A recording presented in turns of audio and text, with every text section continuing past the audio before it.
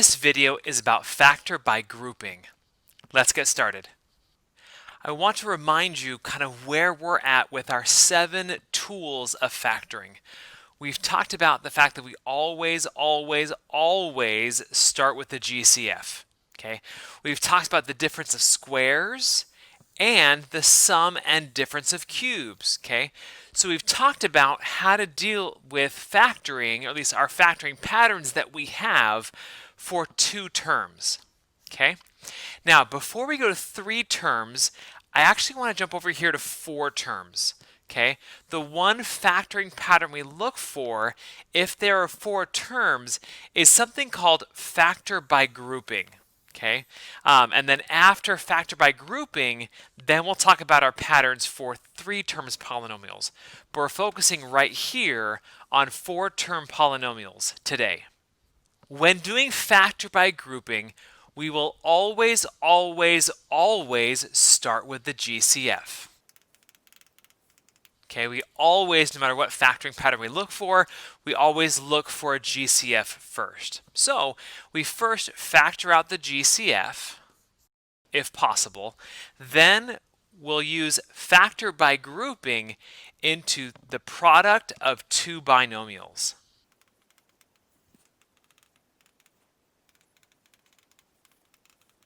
Okay, so the way that we think about factor by grouping is really the GCF, factoring out the GCF, but think about doing it in groups, okay? And we do it multiple times as well, okay?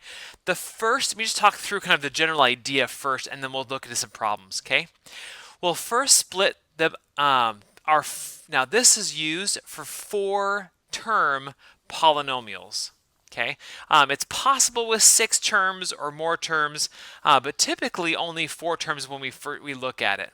Okay, now we'll split it into 2 groups. We'll look at the first term and the second term, and we'll also look at the third term and the fourth term. Okay, we'll put them into groups. Okay, then we'll look for a GCF in the first group and a GCF in the second group. Okay? Now, what we hope that will happen is that after you pull out the GCF in the first group and the GCF of the second group, what you're hoping for is that what you're left with is the exact same in the first 2 terms and the last 2 terms. Okay? If that happens, you can then pull out that common factor. Okay, and then you'll have factor by grouping. Okay, now that's a lot of talking. Let me show you a couple examples and show you what that means. We're looking at the first 2 terms and the last 2 terms, and we're factoring out the GCF in each and looking for a common factor. Okay, in example 1, we are looking at the first 2 terms as a group and the last 2 terms as a group. Okay, and I'll pull out the GCF in both groups.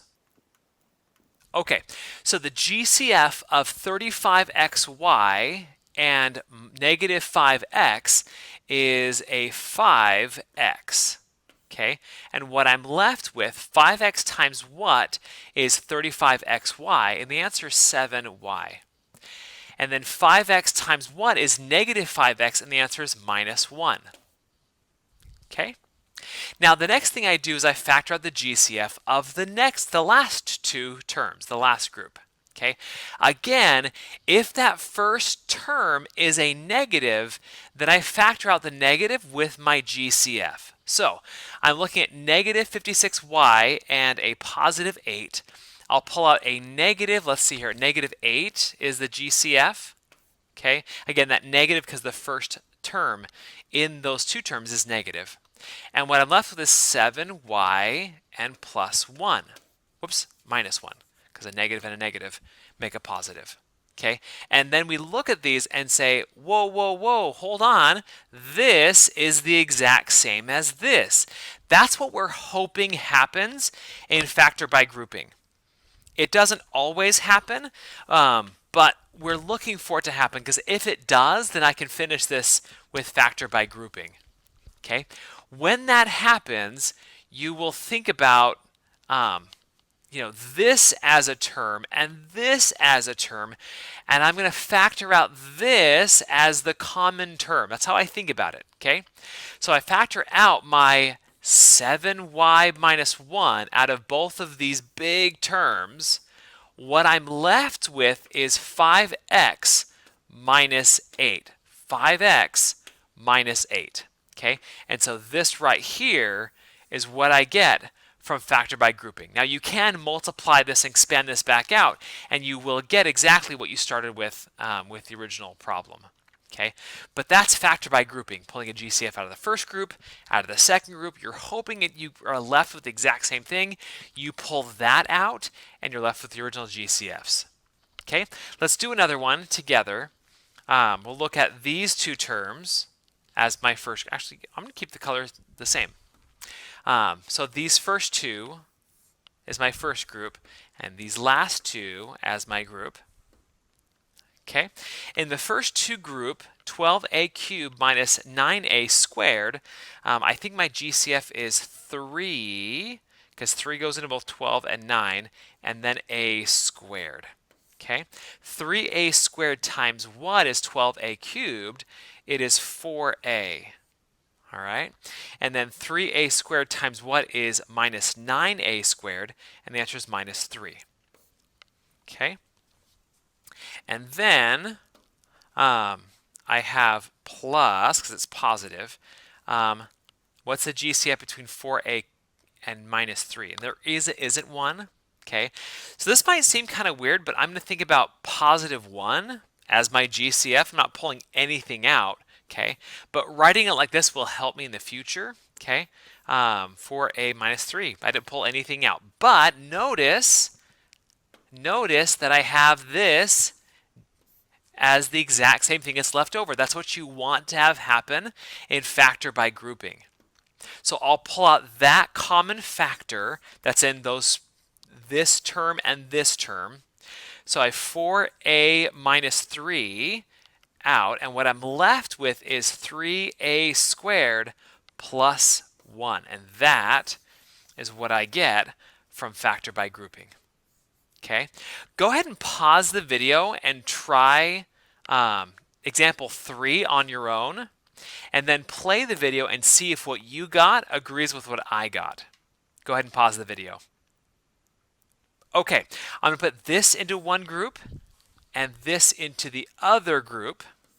Okay, I'll pull out the GCF in each. The first one has a GCF of, it looks like p squared. Okay, and what I'm left with, p squared times what is 2p cubed? 2p is the answer. And p squared times what is 5p squared? It's plus 5. All right, and then let's see here. In 6p and plus 15, my GCF is 3. Okay, what I'm left with, 3 times what is 6p? The answer is 2p. And 3 times what is 15? I get plus 5. And look, bum, bum, bum, I get the same thing that's left over. Okay, that's what you want to have happen. Again, if that doesn't happen, then you may not be able to do factor by grouping. Okay, we're hoping that it does happen though. Okay, I'll pull out that common factor, that thing that was left, 2p plus 5. Okay, and then that's times p squared plus 3. All right, that's factor by grouping. That's the only pattern we have to work with if there are 4 terms. Okay, so look for that. It doesn't always work, but when it does, we're going to use it. All right, this video is about factor by grouping, our only method to factor 4-term polynomials.